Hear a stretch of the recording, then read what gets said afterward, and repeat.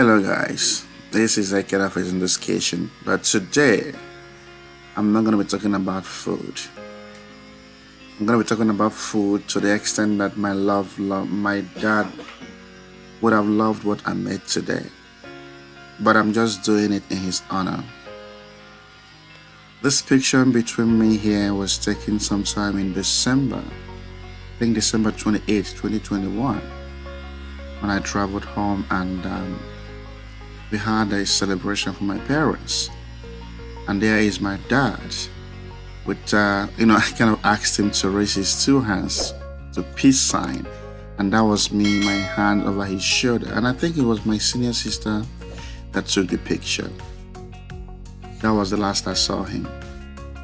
This was also the picture we took, I think, when we just got back from church and when we were at the church for a Thanksgiving that year. But today, I am just here to honor him for many reasons.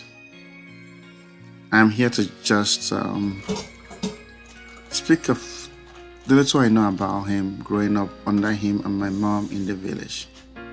As you guys know, I've always said it.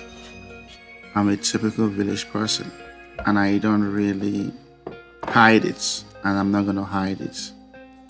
I was born and raised in the village, and I loved it, and I will still love it till tomorrow. Growing up in the village was both fun for me, for my siblings, and for everybody around us.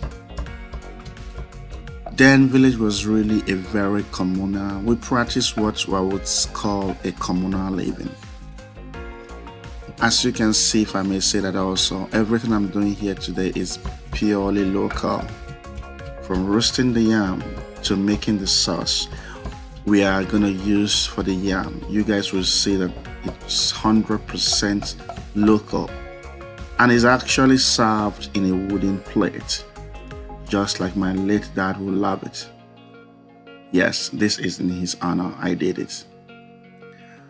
So back to what I was saying, growing up in the village was both fun and adventurous, and I still have those fine memories around me, in me. It still helped me to become who I am today. It was both fun and adventurous, I would say. One of the things I learned from my dad growing up was, remember those days, years back, decades upon decades ago, when I was with him in the farm.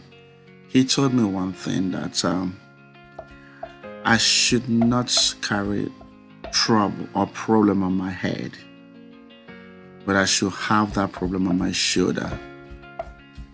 And if I should carry a problem on my head, and when it's getting really, really very heavy, I won't be able to pull it down. But if I should carry a problem on my shoulder, when it's really getting very heavy, I can just shrug my shoulder and the problem will fall away. I'll become better. I would say in many ways I failed him in that regard. There were so many problems I carried on my head, which I shouldn't have carried on my head. But you know what? It's part of learning. I learned it the hard way, but that's okay. I also remember, growing up, how sometimes I'm really, really, really very stubborn in many ways. I would say I picked stubbornness from my dad in many ways, but the difference here is this, that I have learned to be constructively stubborn, like I do say. I've learned to choose my battles in many ways, and in so many ways I've actually chosen my battles and I still failed in them. And that's okay. So today I'm just trying to have, I was hoping that at least I will have the opportunity to see this man again before he joined his ancestors. But unfortunately, I will say fortunately, and I'm not sure which one to use, he joined his ancestors before I was able to see him again. I was also hoping that he will be able to see my kids. He never saw my kids because we were not opportunity to travel together until he passed away. But you know what? That they will hear your story.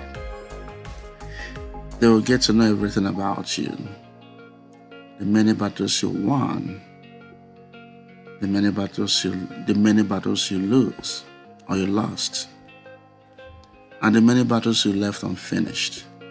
They will get to know everything. And I will tell them this story unapologetically the way it should be told. There were so many things I should have learned from you. Growing up, I have always thought, like I was meant to believe, that everything about tradition is wrong, but not everything about tradition is wrong. You made it really easy for someone to believe, to still be a Christian at the same time respect tradition. But I failed in that area. I should have known better, but I failed. But you know what? I am fine. I learned the hard way, and it's okay to learn the hard way. So, that fateful morning that we're taken to the hospital, I know somehow that you're not coming back. Somehow I got to know that.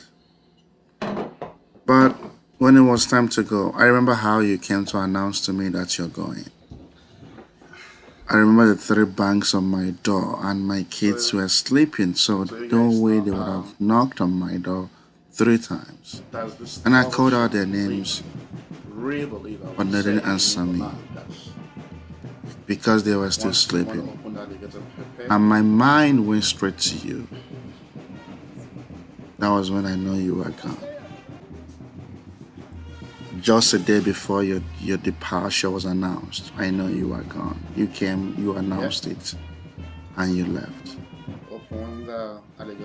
So when I heard the next morning that you're gone, I wasn't surprised. I will miss you. I will miss you. All your kids will miss you. But I will say this, certainly. Rest in peace. Dad. Rest in peace. Find favor in the land of the Spirit. Find favor in God. I said my prayer in the most traditional way with alligator pepper with palm wine.